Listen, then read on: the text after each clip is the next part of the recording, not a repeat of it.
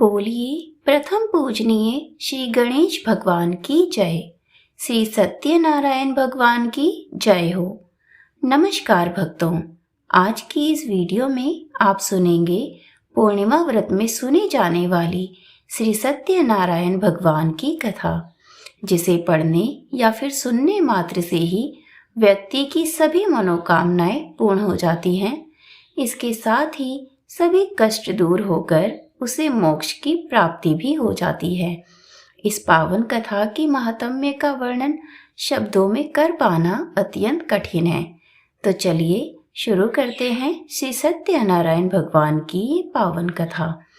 श्री सत्यनारायण भगवान कथा प्रथम अध्याय के अनुसार एक बार निमिषराय में एकत्र आर्यव्रत के 88,000 महर्षियों ने मुनिश्रेष्ठ श्री सूत जी से पूछा, हे मुनिश्रेष्ठ, कलयुग में मनुष्य वेद विधान और धर्म विरुद्ध आचरण करते हुए पापों के बोझ तले दबता जा रहा है।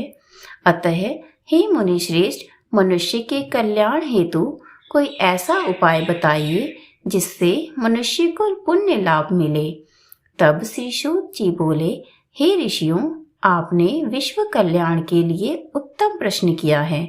अब मैं उस मंगलकारी व्रत का वर्णन करूंगा जिसके संबंध में एक बार ब्रह्म ऋषि नारद जी ने भी भगवान लक्ष्मी नारायण से पूछा था, और उन्होंने नारद जी से जो कथा कही थी आप सभी उसे ध्यानपूर्वक सुनिए। एक समय ब्रह्म ऋषि नारद जी मानव कल्याण की इच्छा से विभिन्न लोकों का भ्रमण करते हुए पृथ्वी लोक पर जा पहुंचे। वहां अपने अपने कर्मों के अनुसार लोगों को दुखों से पीड़ित देखकर वे बहुत परेशान हुए और मन में विचार करने लगे कि इन प्राणियों के दुख का निवारण कैसे होगा। जब वह कोई उपाय न सोच सके तो विष्णु भगवान से मिलने पहुंच गए। वहां नारद जी ने श्वेत वर्ण और 4 भुजाओं वाली शंख, चक्र, गदा और पद्म से सुसज्जित भगवान विष्णु की स्तुति करते हुए कहा, हे नारायण, आप सर्वशक्तिमान व सृष्टि के पालन करता हैं। आपका कोई आदि, मध्य और अंत नहीं है। आप सृष्टि के कण कण में व्याप्त हैं और अपने भक्तों की मंगल कामनाएं पूरी करने वाले हैं। मैं आपको नमस्कार करता हूँ। नारद जी की स्तुति सुनकर भगवान विष्णु बोले, हे मुनिवर, आप मुझे अपने यहाँ आने का कारण बताइए। तब नारद जी ने कहा, पृथ्वी लोक के प्राणी अपने अपने कर्मों के अनुसार विभिन्न योनियों में रहते हुए दुखों से पीड़ित हैं। मुझ पर कृपा करते हुए कोई ऐसा उपाय बताइए जिससे उनके दुखों का नाश हो सके। इसके उत्तर में भगवान विष्णु बोले, हे नारद, अब मैं ऐसे व्रत का वर्णन करने जा रहा हूँ जिसे करने से विश्व के सभी स्त्री पुरुषों को पापों से मुक्ति मिलेगी और निर्धनता नष्ट होने से मनुष्य आनंद पूर्वक जीवन यापन कर सकेगा। श्री सत्यनारायण भगवान के इस व्रत को करने से जातक की सभी मनोकामनाएं पूर्ण होंगी। नारद जी ने जब व्रत हेतु विधि विधान की जानकारी चाही तो श्री नारायण बोले, मन से, वचन से और कर्म से शुद्ध होकर मनुष्य भक्ति एवं श्रद्धा भाव से किसी भी दिन यह व्रत कर सकता है। इस व्रत में नैवेद्य आदि भक्ति भाव से अर्पित कर ब्राह्मणों को भोजन कराने व दक्षिणा देने से सभी सुखों की प्राप्ति होती है। इस प्रकार सत्यनारायण भगवान की आराधना से सभी कष्टों से मुक्ति पाकर मनुष्य धन से संपन्न व सुखी होकर आनंद पूर्वक जीवन व्यतीत करता है। इसी के साथ प्रथम अध्याय समाप्त होता है। चलिए साथ में बोलते हैं, श्री सत्यनारायण भगवान की जय हो।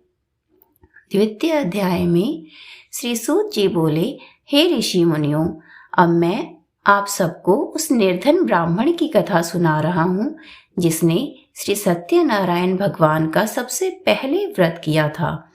प्राचीन समय में वह निर्धन ब्राह्मण काशी में रहता था। भिक्षा मांगकर वह अपना जीवन यापन कर रहा था।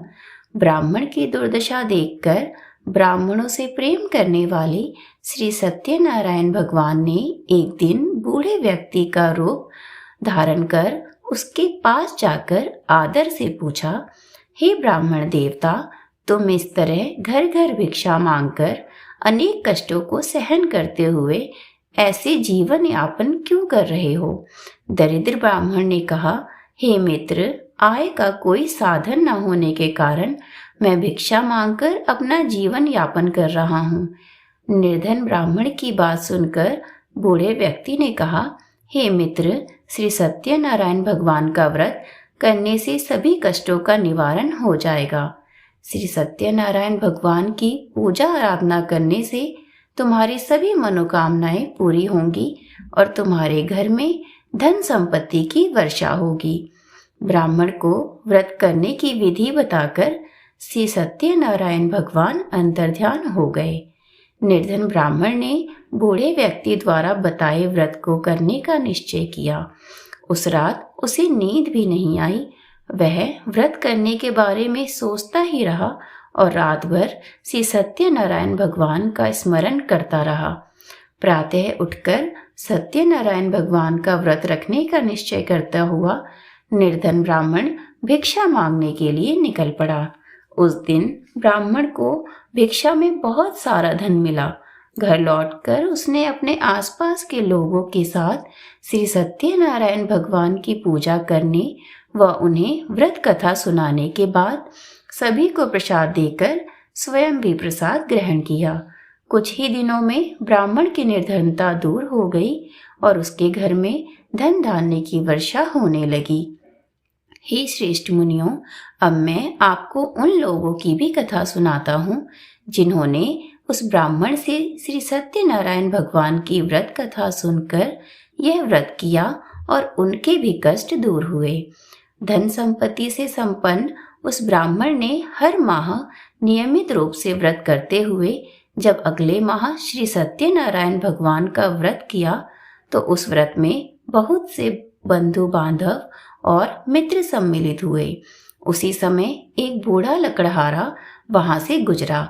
उसे बड़ी प्यास लग रही थी, अतः जल पीने की इच्छा से बूढ़े लकड़हारे ने लकड़ियों के गट्ठर को जमीन पर रखा और घर के आंगन में पहुंचकर उस ब्राह्मण से पूछा, हे ब्राह्मण देवता, आप किसका पूजन कर रहे हैं?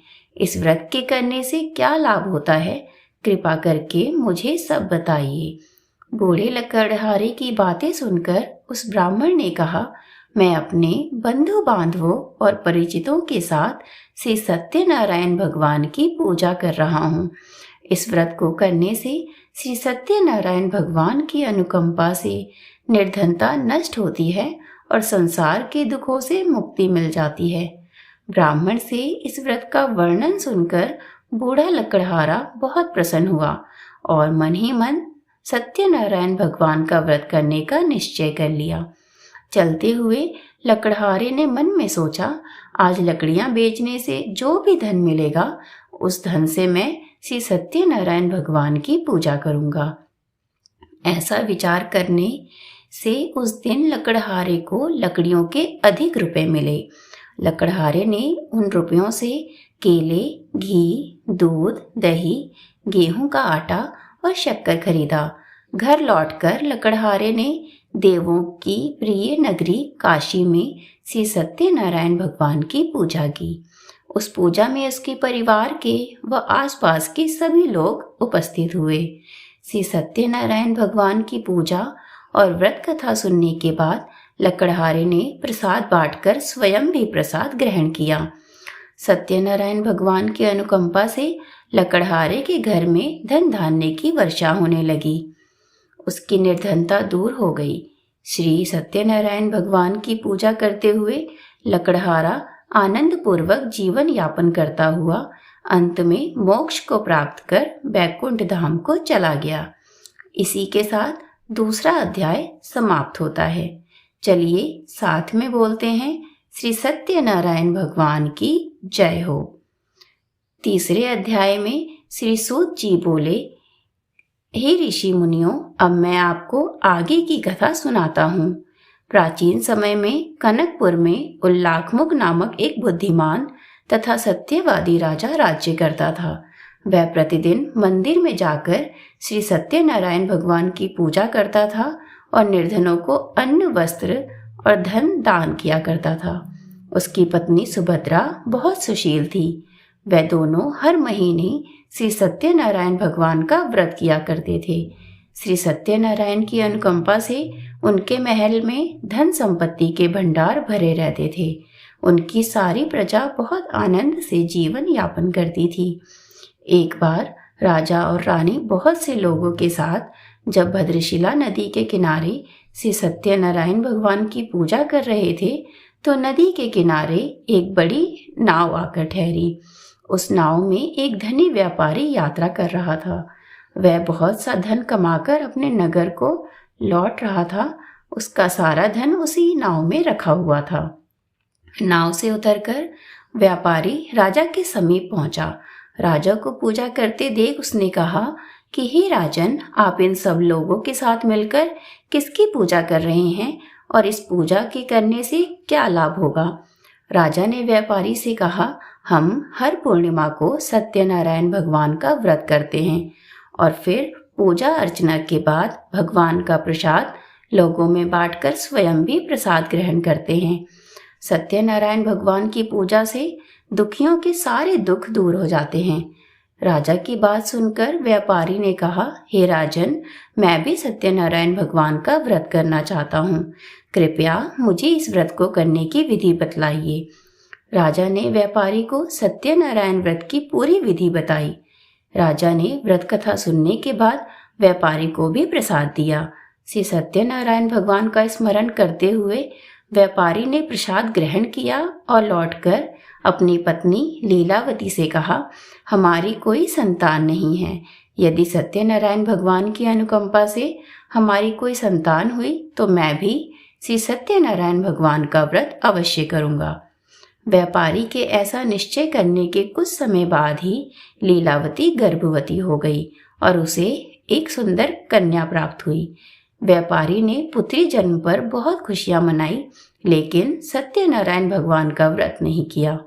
जब उसकी पत्नी लीलावती ने अपने पति से व्रत करने के लिए कहा तो वह बोला, अभी क्या जल्दी है, इसका विवाह होगा तो मैं अवश्य से सत्यनारायण भगवान का व्रत करूंगा। अपने पति के वचन सुनकर लीलावती चुप रह गई। व्यापारी की कन्या कलावती शुक्ल पक्ष के चंद्रमा की तरह बढ़ने लगी। एक दिन व्यापार में बहुत सा धन कमाकर घर लौटे व्यापारी ने अपनी बेटी को सहेलियों के साथ उपवन में घूमते देखा तो उसे उसके विवाह की चिंता होने लगी। व्यापारी ने कलावती के लिए सुयोग्य वर ढूंढने के लिए अपने सेवकों को दूर दूर के नगरों में भेज दिया। व्यापारी के सेवक कंचनपुर नगर में पहुंचे। उस नगर में उन्होंने एक वणिक पुत्र को देखा। वणिक पुत्र अत्यंत सुंदर और गुणवान था। सेवकों ने वापस लौटकर व्यापारी को उस वणिक पुत्र के बारे में सब बताया। व्यापारी उस सुंदर लड़के को देखकर बहुत प्रसन्न हुआ और कलावती का विवाह बहुत धूमधाम से उसके साथ कर दिया। दहेज में उसने वणिक पुत्र को बहुत सारा धन भी दिया। कलावती का विवाह भी हो गया, लेकिन व्यापारी ने श्री सत्यनारायण भगवान का व्रत नहीं किया। लीलावती ने अपने पति से कहा कि हे नाथ, आपने कलावती के विवाह पर श्री सत्यनारायण भगवान का व्रत करने का निश्चय किया था। अब तो आपको व्रत अवश्य ही करना चाहिए। पत्नी की बात सुनकर व्यापारी ने कहा, अभी तो मैं अपने दामाद के साथ व्यापार के लिए जा रहा हूँ। व्यापार से लौटने पर श्री सत्यनारायण भगवान का व्रत व पूजा अवश्य करूँगा। ये कहकर व्यापारी ने कई नावों में अपना सामान भरा और अपने दामाद तथा सेवकों के साथ व्यापार के लिए निकल पड़ा। उस व्यापारी द्वारा बार बार व्रत का निश्चय करने और फिर व्रत न करने से सत्यनारायण भगवान क्रोधित हो गए और व्यापारी को दंड देने का निश्चय कर लिया। व्यापारी अपने दामाद के साथ रत्नसारपुर में पहुंचकर वहां पर व्यापार करने लगा। एक दिन कुछ चोर महल में चोरी कर भाग रहे थे। सैनिक उनका पीछा कर रहे थे और भागते हुए चोरों ने सैनिकों से बचने के लिए सारा धन वणिक की नाव में छुपा दिया। जब सैनिकों ने व्यापारी की नावों की तलाश ली तो उन्हें राजा का चोरी किया हुआ सारा धन मिल गया। तब सैनिक व्यापारी और उसके दामाद को बंदी बनाकर राजा के पास ले गए और उन दोनों को बंदी गृह में डाल दिया गया और उनका सारा धन भी ले लिया गया। श्री सत्यनारायण भगवान के प्रकोप से उधर लीलावती पर भी मुसीबतों का पहाड़ टूट पड़ा। उसके घर में चोरी हो गई और चोर सारा धन चुरा कर ले गए। घर में खाने के लिए अन्न भी नहीं बचा। भूख प्यास से व्याकुल होकर व्यापारी की बेटी कलावती एक ब्राह्मण के घर गई। उस ब्राह्मण के घर में श्री सत्यनारायण भगवान की व्रत कथा हो रही थी। उसने भी वहां बैठकर व्रत कथा सुनी और प्रसाद लिया। घर लौटकर कलावती ने अपनी माँ लीलावती को सारी बात बताई। कलावती से श्री सत्यनारायण भगवान की व्रत कथा की बात सुनकर लीलावती ने भी व्रत करने का निश्चय किया। अगले दिन लीलावती ने अपने परिवार और आसपास के लोगों के साथ श्री सत्यनारायण भगवान की पूजा की। पूजा के बाद सबको प्रसाद बांटकर स्वयं भी प्रसाद ग्रहण किया। लीलावती ने अपने पति और दामाद के घर लौट आने की मनोकामना से श्री सत्यनारायण भगवान का व्रत किया था। लीलावती के विधि पूर्वक व्रत करने और प्रसाद ग्रहण करने से श्री सत्यनारायण भगवान ने प्रसन्न होकर उसकी मनोकामना पूरी की। उन्होंने राजा चंद्रकेतु को स्वप्न में दर्शन देकर कहा कि हे राजन, व्यापारी और उसका दामाद बिल्कुल निर्दोष हैं। सुबह उठते ही दोनों को मुक्त कर दो और उनका सारा धन भी उनको वापस लौटा दो। यदि तुमने ऐसा नहीं किया तो मैं तुम्हारा सारा धन व वैभव नष्ट कर दूंगा। इतना कहकर श्री सत्यनारायण भगवान अंतर्ध्यान हो गए। सुबह होते ही राजा चंद्रकेतु ने अपने मंत्रियों और राज ज्योतिषों को रात के स्वप्न की सारी बात बताई तो सबने व्यापारी और दामाद को छोड़ देने के लिए कहा। राजा चंद्रकेतु ने तुरंत उस व्यापारी और उसके दामाद को छोड़ दिया और उनका सारा धन भी उनको वापस लौटा दिया। इस प्रकार श्री सत्यनारायण भगवान की अनुकंपा से व्यापारी और उसका दामाद दोनों खुशी खुशी अपने नगर की ओर चल दिए। इसी के साथ तीसरा अध्याय संपूर्ण। श्री सत्यनारायण भगवान की जय। चतुर्थ अध्याय में श्री सूत जी बोले, उस व्यापारी ने अपने दामाद के साथ शुभ मुहूर्त में नावों द्वारा रत्नसारपुर से प्रस्थान किया। लंबी यात्रा करने के बाद व्यापारी ने एक नगर के किनारे नावों को रोककर भोजन किया और कुछ देर विश्राम करने के लिए रुक गए। तभी श्री सत्यनारायण भगवान साधु के रूप में व्यापारी के पास पहुंचे और पूछा कि हे वणिक, तुम्हारी नाव में क्या है? व्यापारी ने सोचा दंडी महाराज अवश्य ही कुछ मांगने की इच्छा से पूछ रहे हैं। ये सोचकर व्यापारी ने झूठ बोला कि हे दंडी महाराज, मेरी नाव में तो केवल बेल और पत्ते भरे हुए हैं। व्यापारी के ऐसे झूठे वचन सुनकर सत्यनारायण भगवान क्रोधित हो गए और बोले कि हे वैश्य, जो तुमने कहा है वही सत्य होगा। इतना कहकर सत्यनारायण भगवान कुछ दूर जाकर अंतर्ध्यान हो गए। उधर व्यापारी जब साधु को खाली हाथ लौटाकर बहुत प्रसन्न हुआ, लेकिन जब व्यापारी ने अपनी नाव में बेल और पत्ते भरे हुए देखे तो वह विलाप करने लगा और अपने झूठ बोलने पर प्रायश्चित करने लगा। रोते रोते वह मूर्छित होकर गिर पड़ा। कुछ देर बाद जब उसकी मूर्छा नष्ट हुई तो उसके दामाद ने कहा कि आप दुखी मत होइए, ये सब उस दंडी साधु के शाप के कारण हुआ है। अब वही साधु हमें इस विपत्ति से छुटकारा दिला सकते हैं। दामाद के वचन सुनकर व्यापारी दंडी साधु की तलाश में चल दिया। कुछ देर ढूंढने पर उसे एक वृक्ष के नीचे दंडी साधु के रूप में सत्यनारायण भगवान मिल गए। व्यापारी ने दंडी साधु के चरणों में गिरकर क्षमा मांगी। दंडी स्वरूप सत्यनारायण भगवान बोले कि हे वणिक पुत्र, तेरे झूठ बोलने के कारण ही मैंने तुझे दंड दिया है। तूने बार बार मेरी पूजा करने के लिए कहा, लेकिन कभी पूजा की नहीं। व्यापारी ने तब हाथ जोड़कर कहा कि हे भगवान, आप तो दीन दुखियों के कष्ट दूर करने वाले हैं। मेरी इस गलती को भी क्षमा करें। आपके रूप को तो ब्रह्मा भी नहीं जान पाते, फिर भला मैं अज्ञानी कैसे आपकी लीला को समझ पाता। अब मैं जीवन में कभी झूठ नहीं बोलूंगा, सदैव श्री सत्यनारायण भगवान का व्रत और पूजा किया करूंगा। आप मुझ पर अनुकंपा करें। व्यापारी की क्षमा याचना सुनकर दंडी साधु ने उसे क्षमा कर दिया और उसी समय व्यापारी की नाव में भरे हुए बेल और पत्ते धन धान्य में परिवर्तित हो गए। व्यापारी ने अपने सेवकों के साथ अगले दिन श्री सत्यनारायण भगवान का व्रत करके उनकी पूजा की और सबको प्रसाद वितरित करने के बाद स्वयं भी प्रसाद ग्रहण करके व्यापारी अपने नगर की ओर चल पड़ा। अपने नगर में पहुंचकर व्यापारी ने एक सेवक को अपने घर भेजा। सेवक ने लीलावती को सूचित किया। उस समय लीलावती और कलावती दोनों श्री सत्यनारायण भगवान की पूजा कर रही थी। पति और दामाद के लौट आने का समाचार सुनकर लीलावती ने पूजा पूरी करके प्रसाद ग्रहण करने के बाद कलावती से कहा कि बेटी, मैं नदी किनारे जा रही हूँ, तो भी प्रसाद ग्रहण कर शीघ्र ही वहां पर आ जाना। यह कहकर लीलावती नदी की ओर चल पड़ी, परंतु कलावती पति से मिलने की खुशी में प्रसाद ग्रहण किए बिना ही घर से निकलकर नदी किनारे जा पहुंची। उसके प्रसाद ग्रहण न करने के कारण सत्यनारायण भगवान क्रोधित हो गए। उन्होंने व्यापारी की नाव को नदी में डुबो दिया। अपने पति को वहां न देखकर कलावती ने रोना शुरू कर दिया। तब व्यापारी ने कहा कि हे पुत्री, अवश्य ही तुझसे कोई भूल हुई है, इसलिए श्री सत्यनारायण भगवान ने तुझे ये दंड दिया है। तब व्यापारी ने सत्यनारायण भगवान से प्रार्थना की कि हे भगवान, मेरे परिवार के किसी स्त्री पुरुष से यदि कोई भूल हुई हो तो उसे अवश्य क्षमा कर देना। तभी आकाशवाणी हुई कि हे वणिक पुत्र, तेरी कन्या मेरा प्रसाद ग्रहण किए बिना ही चली आई है। यदि अब वह घर पहुंचकर प्रसाद ग्रहण करके वापस आए तो वह अपने पति के दर्शन अवश्य ही करेगी।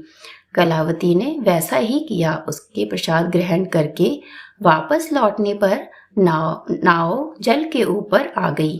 दामाद भी सुरक्षित नदी से निकल आया। घर लौटकर व्यापारी ने अपने परिवार के साथ मिलकर विधि अनुसार श्री सत्यनारायण भगवान की पूजा की और उसकी सभी इच्छाएं पूर्ण हो गई। इसी के साथ चतुर्थ अध्याय संपूर्ण। बोलिए श्री सत्यनारायण भगवान की जय हो। 5वें अध्याय में श्री सूत जी बोले, हे ऋषि मुनियों, मैं और भी कथा सुनाता हूँ। कौशलपुर में एक राजा था तुंगध्वज। प्रजा उसकी छत्र छाया में आनंद पूर्वक रह रही थी। राजा तुंगध्वज अपनी प्रजा के सुख दुख का बहुत ध्यान रखता था, लेकिन एक बार उसने सत्यनारायण भगवान का प्रसाद ग्रहण नहीं किया। तब श्री सत्यनारायण भगवान ने राजा को प्रसाद ग्रहण न करने का दंड दिया। एक दिन राजा तुंगध्वज जंगल में हिंसक पशुओं का शिकार करने निकला था। शिकार का पीछा करते हुए वह अपने सैनिकों से अलग हो गया और उसने देर तक हिंसक जानवरों का शिकार किया। अतः कुछ देर विश्राम करने के लिए वह एक वृक्ष के नीचे बैठ गया। समीप ही कुछ चरवाहे श्री सत्यनारायण भगवान की पूजा कर रहे थे। राजा ने उनके पास से गुजरते हुए सत्यनारायण भगवान को नमस्कार नहीं किया। चरवाहों ने राजा को पूजा के बाद प्रसाद दिया तो राजा ने प्रसाद भी नहीं लिया और घोड़े पर सवार हो अपने नगर की ओर चल दिया। राजा जब नगर में पहुंचा तो देखा कि उसका सारा धन वैभव नष्ट हो चुका है। श्री सत्यनारायण के प्रकोप से राजा निर्धन हो गया। तब राज ज्योतिषों ने राजा से कहा कि हे महाराज, आपसे अवश्य ही कोई भूल हुई है। अगर आप उस भूल का प्रायश्चित कर लें तो सब कुछ पहले जैसा हो जाएगा। राजा को तुरंत अपनी भूल का स्मरण हुआ। अतः मंदिर में जाकर राजा ने श्री सत्यनारायण भगवान से क्षमा मांगी और उनकी पूजा की। पूजा के बाद प्रसाद ग्रहण करने से श्री सत्यनारायण भगवान की अनुकंपा से चमत्कार हो गया। राजा का खोया वैभव पुनः लौट आया। श्री सत्यनारायण भगवान की कृपा से जीवन के सभी सुखों का भोग करते हुए अंत में राजा मोक्ष को प्राप्त हो गया। इस प्रकार श्री सत्यनारायण भगवान के व्रत और पूजा को जो भी मनुष्य करता है उसके सभी दुख चिंताएं नष्ट हो जाती हैं। सभी मनोकामनाओं को प्राप्त कर वह मनुष्य मोक्ष पाकर सीधे बैकुंठ धाम को जाता है। श्री सूत जी ने कुछ पल रुककर कहा कि हे श्रेष्ठ मुनियों, श्री सत्यनारायण भगवान के व्रत को पूर्व जन्म में जिन लोगों ने किया उन्हें दूसरे जन्म में भी सभी तरह के सुख प्राप्त हुए हैं। वृद्ध सतानंद ब्राह्मण ने पूर्व जन्म में भगवान सत्यनारायण का विधिव्रत व्रत किया। वह दूसरे जन्म में सुदामा के रूप में भगवान की पूजा करते हुए अंत में मोक्ष को प्राप्त कर बैकुंठ धाम को चले गए। उल्लाखमुख राजा अगले जन्म में दशरथ के रूप में मोक्ष को प्राप्त करके बैकुंठ गए। व्यापारी ने मोर ध्वज के रूप में जन्म लिया और अपने पुत्र की ओर से चीर कर भगवान की अनुकंपा से बैकुंठ को प्राप्त किया। राजा तुंगध्वज अगले जन्म में मनु के रूप में जन्म लेकर सत्कर्म करते हुए मोक्ष को प्राप्त कर बैकुंठ धाम को चले गए। हे ऋषि मुनियों, श्री सत्यनारायण भगवान का व्रत और पूजा मनुष्य को सभी चिंताओं से मुक्त करके अंत में मोक्ष प्रदान करती है। इसी के साथ श्री सत्यनारायण भगवान की कथा अब समाप्त होती है। बोलिए श्री सत्यनारायण भगवान की जय हो। अब शुरू करते हैं श्री सत्यनारायण स्वामी की आरती। जय लक्ष्मी रमणा स्वामी, जय लक्ष्मी रमणा। सत्यनारायण स्वामी जन पातक हरणा। ओम जय लक्ष्मी रमणा। रत्न जुड़ित सिंहासन अद्भुत छविराजे।